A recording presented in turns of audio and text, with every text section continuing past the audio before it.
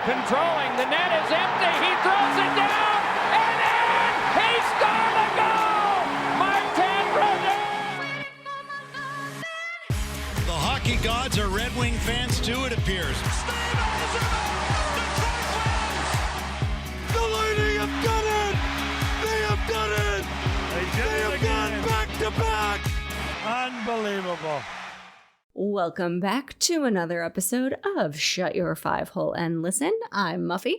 And I'm Stephanie. And we are not your average hockey podcast. We will break down some of the news for you, but then we also dive into the rules, and then we kind of mix it up a little bit. We treat this podcast much like a hockey game and have 3 periods or 3 different sections. So why don't we dive right into our first period, our news section? Yeah, and since we're in December, we're getting time of recording. It's just before the holiday break. I thought it'd be a good time for us to check in and see.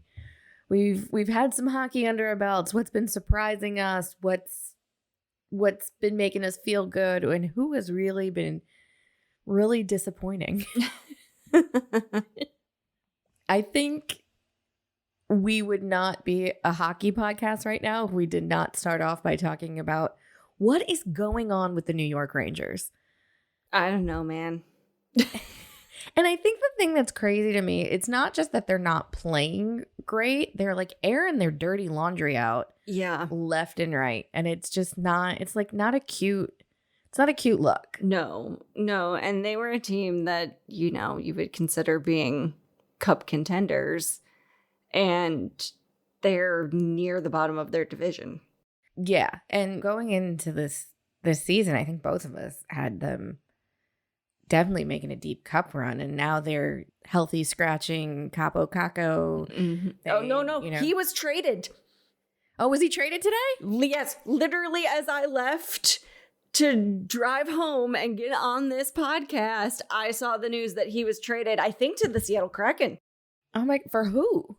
Oh, gosh, this now is you're breaking asking hard questions. This is breaking news, but they've just been imploding, and they've been imploding in a way that they just, in their own heads, they can't get out of it, and it's just, Yeah, the headline was Capo Caco traded to Seattle after tumultuous 4 days, and for Will Borgen, a 3rd-round pick and a 6th-round pick. That, you want to know what's wild to me about that is for the longest time the Kraken have been putting out there that they've been looking to trade Yanni Gourde. And I would have thought if you traded Yanni Capo interesting in the Rangers. I would have thought that they would have picked up Yanni. Yeah, that'd be an interesting pick. I mean, I would feel bad for Yanni because everyone's in their head in the Rangers right now. Yeah. And for all the talk about Chris Kreider, so far nothing. Mm-hmm. So, I don't know. Rangers, man. Real disappointing. Same with the Nashville Predators. What is going on there? Yeah. If you're Steven Stamkos, you're like, what has my life become? Yeah. Or are you just glad that you're banking it in at the end? I don't know. All the things I've seen, he sounds like he's pissed. He's been putting feelers out there from what I've been reading that he's ready to go. Maybe he could go to the Rangers. Might help them a little bit. Because, yeah, Nashville sunk a lot of money into people in the offseason, and it is not showing. No, not at all. Not showing. So who's been surprising you? I think we've talked about those surprises from a negative standpoint. The teams at the top aren't totally that surprising to me. The LA Kings are a little bit. We kind of talked about that the last time we went through the standings, but overall, I feel like a lot of these are kind of what we've seen or we're expecting to see. Maybe, I don't know. I feel like what's weird is the Kings are at the top of their division, but they're still 8th in the league. Well, the Pacific does have a the Pacific is not looking cute. Metropolitan's looking shaky. I mean, is this the year that the Minnesota Wild pull it out? I don't know. The Winnipeg Jets last year, we were talking about no one going to the games, and now they're on fire. Like, it's just impressive stuff, I guess. A little surprising too. I don't know. Yeah.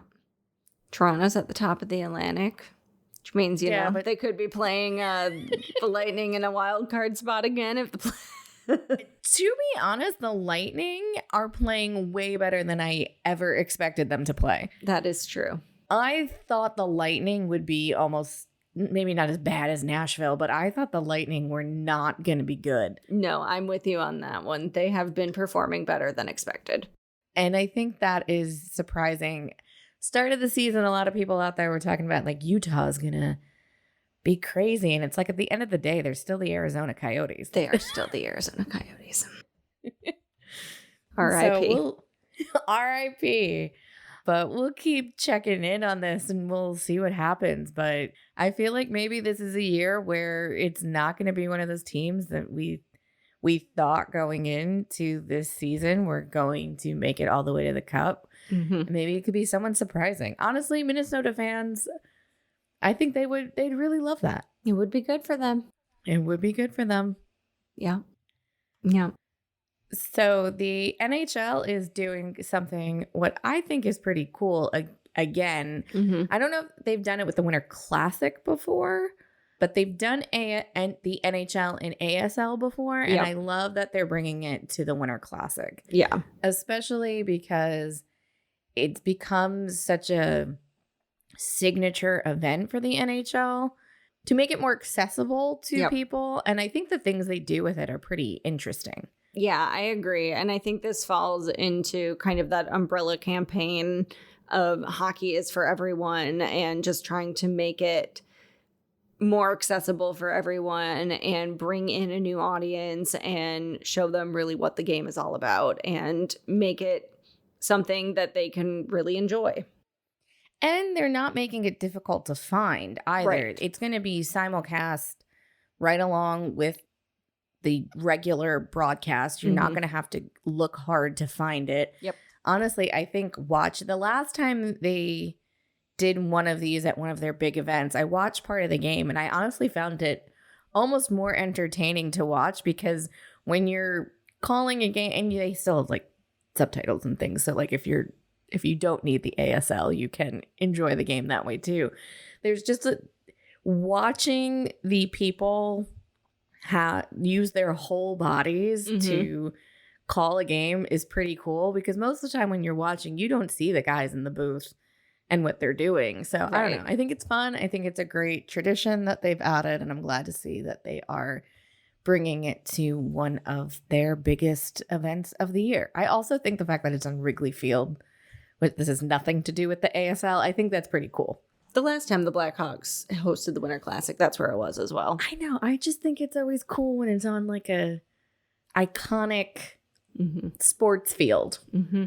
There's not many places out there that are more iconic than Wrigley Field. It's true. Shall we move on to a record-breaking contract with going back to the New York Rangers? Yeah, so this was the bit of news that broke literally right after we stopped recording the last time. That always happens to us. It really does. And I mean, I guess that's always going to happen and we're never going to be right on it. But I mean, today we were because I saw the Instagram post. today we were so on it. Time of recording, is December 18th. It's happened so quickly before we recorded. I didn't even see it yet. So with the Rangers, probably the only guy on the ice that is consistently playing well is Igor Shesterkin, and he has gotten a contract that is definitely a sizable amount. It is the biggest contract for a goaltender at $92 million. $92 million. Yeah, but then you put it into perspective with like the Mets just signing. Oh my God, yes. Like, that's insane. Yeah. It's wild. I mean, as a Mets fan, I'm totally excited, but for a goaltender, goalies typically don't have the highest contracts, which I never understood. They're the only guys out there that play 60 minutes of a whole game, even if they don't play necessarily as many games as your forwards. Although if you're an Andrei Vasilevsky or an Igor Shesterkin, you are. Mm-hmm. Mm-hmm. And what impact does this have for goalie contracts moving forward? I think it's definitely going to give some leverage to some of those top class goalies. I mean, we saw it during the offseason with the Bruins when they couldn't come to a deal and all of that shady stuff going on. So I think we're going to start to see more of this, that goaltenders are going to say, I'm worth more than you're giving me. I was shocked to see how much this was, but I know everyone thinks that Shesterkin is the best goaltender in the world. So money's behind it now. Let's see what he can do. And your goalie can stop a lot of pain if he is elite like Shesterkin is, but you still have to have a team play in front of him. You absolutely do. And he's going to get, if they keep playing the way they are playing, he's probably going to get frustrated. So it will also be interesting to see what happens with the contract if things goes on, if the Rangers can't turn it around. And there's still plenty of hockey left. They just got to get out of their heads. But this is good for Shesterkin. Yes. And I do think it's important to note that this comes out to about 11 million, 11 and a half average annual salary. And that the previous highest paid goaltender was Carey Price. And that was an $84 million deal. Yeah. So this is quite a bit over that. So, and it keeps him out of free agency. So it locks him up. And we'll see. Yep. Did you also see, this is not on the outline, but did you see the rumors also going around that they might be sniffing around Quenneville to come and oust Laviolette? No. I don't know how that would play in the city of New York with the whole controversy of it all. For those of you who don't know, the Blackhawks. Quenneville was kind of unceremoniously let go from the Blackhawks with a sexual assault. Not that he did any sexual assault, but that he hit it. Yes. We have some past episodes about that if you'd like to hear more of the history of that. Yeah, so that's another thing to watch, but we'll see. He's going to land somewhere. He's a great coach. It suggests he's a great coach. The whole, it's a whole, would not want to be the PR team the first few weeks. Keeping it on the goalie train, the Avs, within the span of a week, got rid of both of the goaltenders that they started the season off with. And now they are basically doing a rerun of the Albany Devils with Mackenzie Blackwood and Scott Wedgwood. It's wild. It is wild. It's also very interesting to me that a team will get rid of both goaltenders mid-season. That is just weird. That is crazy, especially when one of your goaltenders was Georgiev, and I think he was just in a rut. I don't think he's bad. Right. And especially when you're picking up Mackenzie Blackwood, who, when he's healthy, is great. But as someone who's been on I've never been on the New Jersey Devils, been a fan when Mackenzie Blackwood kept getting hurt over and over and over again. It's a little bit like Ben Bishop towards the end of his career. And this is was the beginning of Blackwood's career. Wedgwood, solid backup. They make a good team, but this is wild. Yeah. It's an interesting choice by Colorado. It is an interesting choice. I think how we were talking about Shesterkin can stop a lot of pain for a team that's not playing so great. I also think when you have a team like the Avs playing in front of you, where they score lots of goals, they're really fast, you can have less than elite goaltending because you have the offense to make up for it. But does that get you deep into a cup run? I guess we'll find out. Yep. Still to come. Still to come. Well, staying out west, the Utah Hockey Club is really trying to keep us from hating them. They do it all the time. They've got lots of little stunts, but I actually kind of like this one. I know, I do too. So they introduced their own streaming service for those who have been cutting cable. And I love this because as someone who has YouTube TV, I cannot watch the Lightning games because there is no local sports streaming option with YouTube TV, Bally Sports or FanDuel Sports or whatever the hell it's called now. I believe it's FanDuel. is not partnered with YouTube TV. So I can go on the ESPN Plus app and watch my Red Wings to my heart's content, but I cannot watch my local Tampa Bay Lightning. Whereas in Utah, you can watch, I think it was like 72 out of the 82 that expensive. games. Yeah, and it was a super great deal. So I think it was like $70 for the whole season. yeah, which is less like than $1 a game. Yeah. Amazing. Yeah, I mean, I think it's a good option. I mean, as somebody who also does not have cable and use my parents' cable to log into the FanDuel app, though I do think I'll go look. I think there is an option now on FanDuel that you can pay, but I don't think it's as inexpensive as this. What I think is cool about this, though, is it gives them the opportunity to do a lot more content that isn't just the games. And it'll keep you coming back and learn about your club, learn about the players.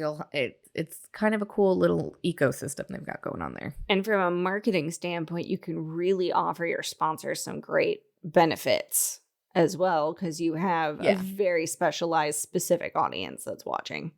Yeah. So we'll keep an eye on this and see if other teams follow suit. I mean, we keep going back to the Rangers, but this is not just the Rangers. The MSG network has their own thing too, and that's a whole bunch of different teams. So it'll be interesting to see what a hockey team does when it's just them, not tethered to any of the other major sports leagues in the area. So one to watch. Definitely. And staying with streaming services, the PWHL did something. Oh my God. Muffy, what did they do? Why did they do this? I don't know why they did this, but they switched from YouTube to Twitch. And here's the thing. I'm not even necessarily mad that they switched to Twitch, because if you would have told me that at the beginning of the season, I could have prepared. But they had a whole campaign leading up to the start of the season. They had flow charts, literally, that they posted on every platform telling you where to watch. And everywhere outside of the Northeast and Canada was YouTube. And then, like, overnight, they switched to Twitch and didn't tell anybody. And it's one of those things where it's like, I really want to root for the league and I want it to be successful. But these are the kinds of things that make it difficult when you are not in one of the markets that the 6 teams are in to follow it. And you included in our outline, and we can include it in the show notes too, Ian Kennedy with the Hockey News, who I love. He writes such great pieces. Wrote a really good opinion piece on this about how this could actually be detrimental to their viewership just based on the platform itself and who's on it, because it's not known for women streamers. Like, it's very male centric. And not only is it not known for female streamers, it's known for being antagonistic to the women that are on the platform. Yes. And similar to the Quenneville conversation, you can't ignore something that could be potentially off-putting to your female viewers. And it's one thing if a male hockey club wants to overlook something that happened with a male coach who may or may not be doing his penance. This is a female league for women by women, and you're going to a place that is hostile to women, and you didn't do anything leading up to it to tell your fans why, or to work with the platform to see that they would do better. And see, I can see this, like, if you're on the Twitch team, why you'd want to reach out to the PWHL and be like, 100%. Because this is their way of reframing themselves and being like, look, we're embracing women. Look at, we have this amazing league, yada, yada, yada.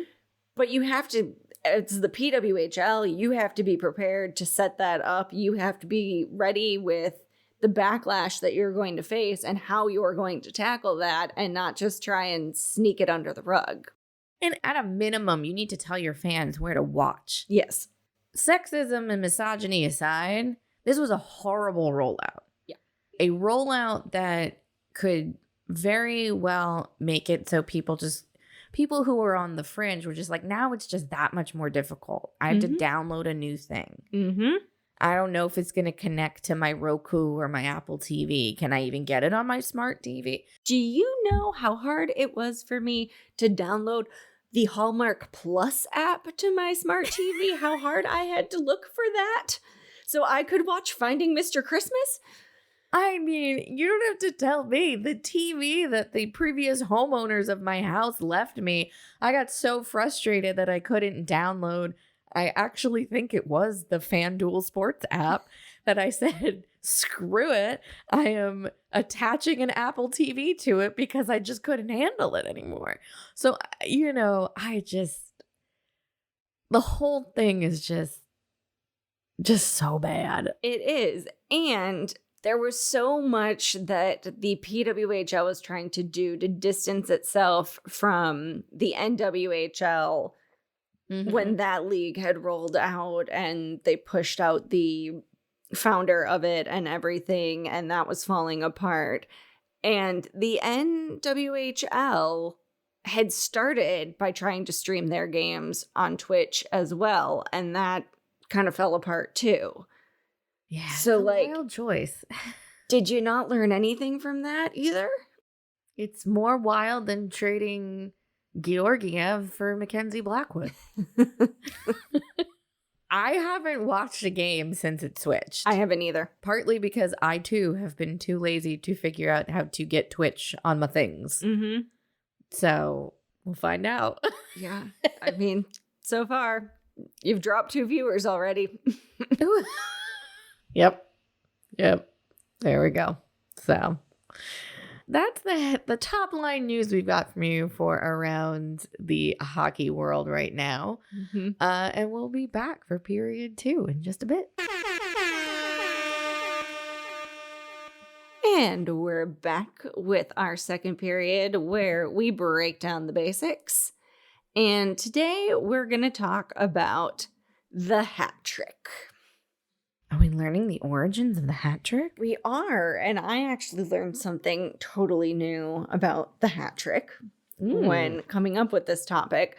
So I think we've kind of briefly mentioned the hat trick before in our episode where we talked about things being thrown on the ice and what our favorites were. Because Stephanie, you mentioned that hats were your favorite. So basically, a hat trick is when a player scores 3 goals in the game, and you will see all of the hats end up on the ice to celebrate it. Well, the term first appeared in cricket in 1858. I did not know that. Right? I'm looking at your outline and I don't want to scoop you, but there are things in your outline that I thought were the actual official origin. I'm shocked. Tell me more about cricket. Yeah. So H.H. Stevenson took 3 wickets in a row, and the club rewarded him with a new hat.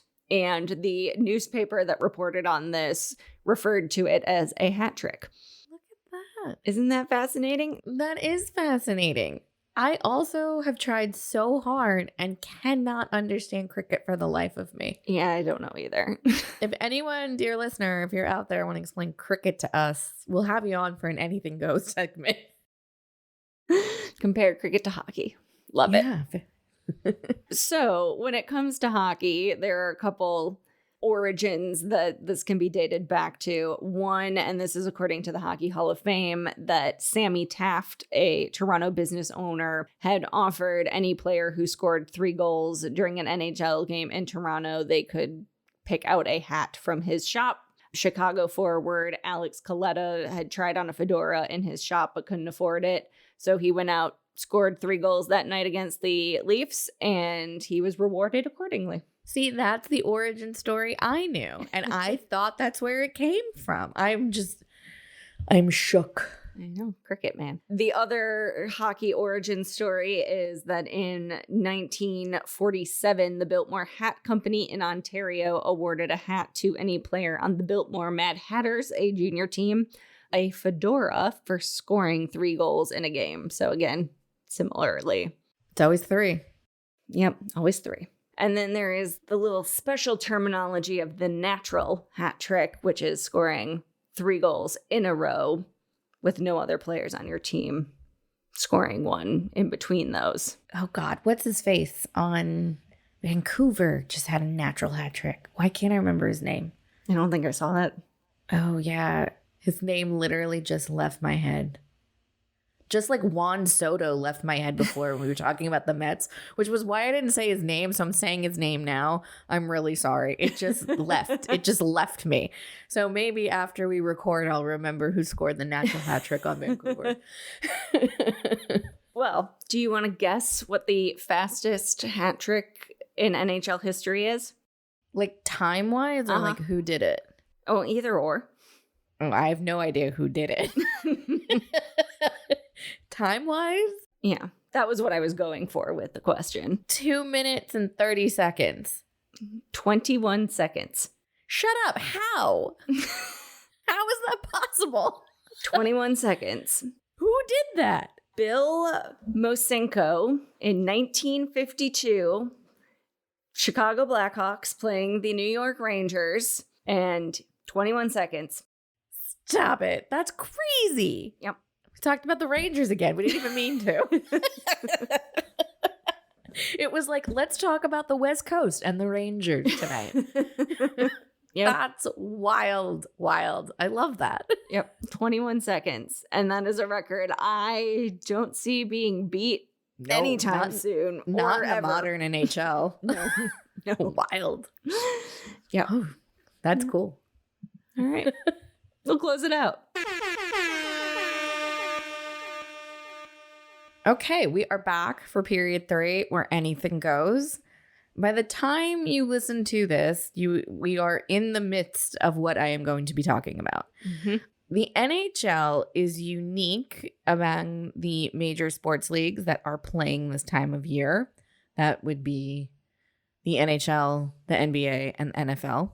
In that, they have a holiday roster freeze from roughly around December 20th to December 27th every year. I actually think it ends at 12:01 on December 28th, which I don't know what the minute gets you, but Sure. it gets you something. So what does that mean? It means basically what it says is that teams can't trade anyone during that time frame, but it also means that they can't put anyone on waivers or pick anyone up from waivers. They can't loan players to the minors. And there are some exceptions when it comes to injuries. But one of the things that I found out interesting that I did not know until this year was it also means that you are restricted from placing players on long-term IR. So on your injured reserve. Yep. You can't do that unless they're already there.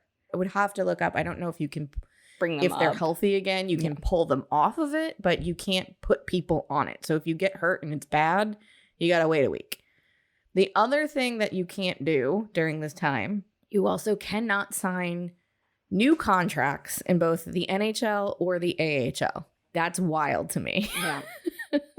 And why they do this, and I actually think it's pretty sweet why they do it. I mean, it wasn't sweet how we got here, but this is how we got here. In the late 80s, early 90s, it was becoming really common for players around the holidays to get traded and then be cranky about it and then not want to report to their new teams because it's family upheaval in one of what's supposed to be the most festive time of year. Mm-hmm. So this came in the collective bargaining agreement in 1992 after the strike that year.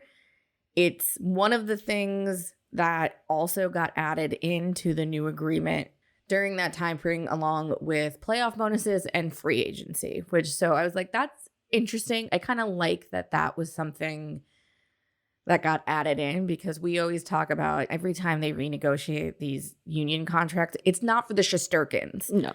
It's for, the guys on the fourth line that you don't know their name and they're probably going to play 3 seasons. Right. It's for those guys. So for those guys to know that during the holidays, You're going to be able to spend time with your family. you're going to be able to spend time with your family, because the other thing they do is they go completely dark for 3 days around Christmas, Mm-hmm.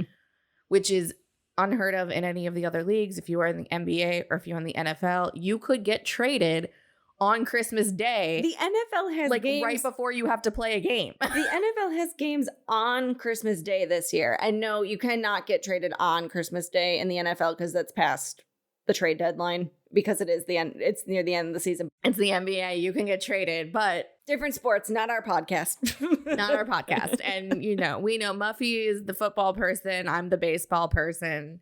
One of us will have to start watching basketball. I watch don't know. women's basketball. I've gotten into it more. Love the ladies. Partly because of Ellie. What's interesting about this too is when it first got added into the collective bargaining agreement, it was only for the NHL. And then after the lockout in the 2004-2005 season, the AHL got added into this. So this means everyone in your feeder system is working under the same rules. And it also is where a lot of these you can't pull guys up, bring guys down happen because people were trying to get around this trade freeze during that by trying to pull up new people. So that's just a little fun fact for you all about why the NHL is the merriest league in town. That almost kind of felt like a period 2 extension. It was a little bit of learning the basics, a little bit of learning history here. It did. I like it. I like it. It's anything goes. I can talk about anything I want, Muffy. It's true. Anything goes. So we'll have links to, there's a Orlando Sentinel article from a few years ago that really goes into detail about how this came about and how it works. And we'll link to that in the show notes. But yeah, Merry Christmas. And since Hanukkah falls over Christmas, Mazel Tov. And yeah, it'll be great. Happy holidays, everybody. Yes, and Happy New Year. We'll be back in 2025 with more episodes. Until then, you can follow us on Facebook, Instagram, Twitter, or Pinterest. Drop us an email at shutyourfiveholepodcast@gmail.com. And we look forward to staying connected with you on all of our social platforms. Yes, and please don't forget to rate, review, and subscribe. It really helps independent pods like us be found by new followers. And last minute gift, just pop our pod into someone's feed. It'll be nice. Yes. Happy holidays, Happy New Year, and we'll be back soon. Bye.